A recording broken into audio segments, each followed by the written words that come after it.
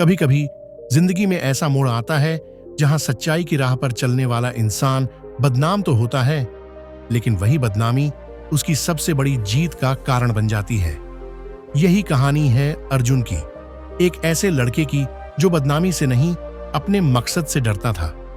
अर्जुन एक छोटे कस्बे का होनहार लड़का था, पढ़ाई में तेज पर स्वभाव से थोड़ा जिद्दी। उसका सपना था अपने गांव के बच्चों के लिए एक स्कूल खोलना, ताकि कोई बच्चा गरीबी की वजह से पढ़ाई से वंचित न रहे।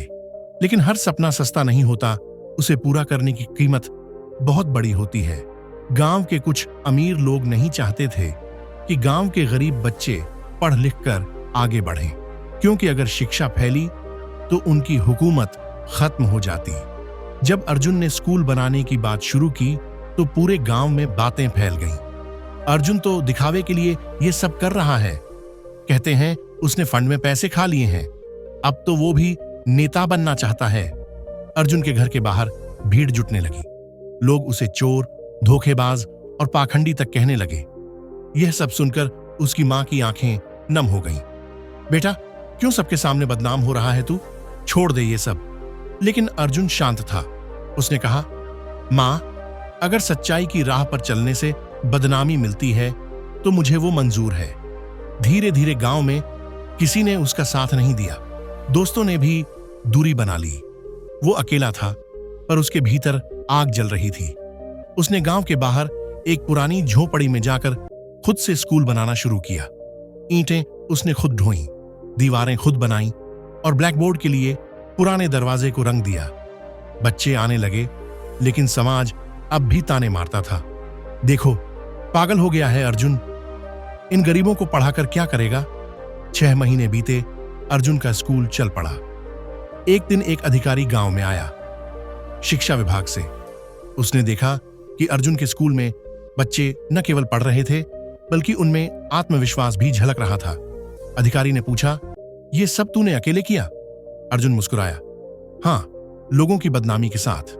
उस अधिकारी ने उसकी मेहनत देखकर घोषणा की कि गांव में सरकारी सहायता से वही स्कूल अब राजकीय विद्यालय बनेगा और अर्जुन को उसका पहला शिक्षक नियुक्त किया जाएगा।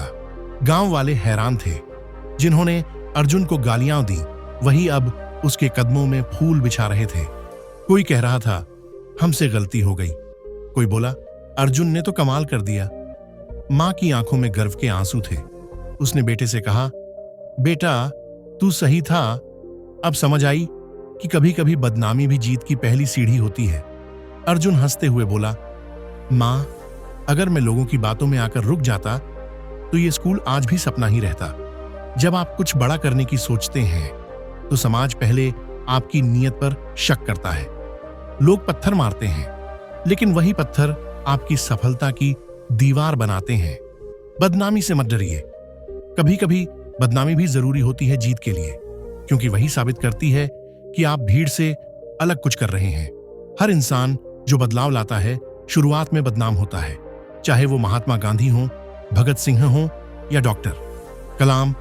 सबको कभी न कभी गलत समझा गया, लेकिन सच्चाई की आग जब जलती है तो बदनामी का धुआं खुद मिट जाता है।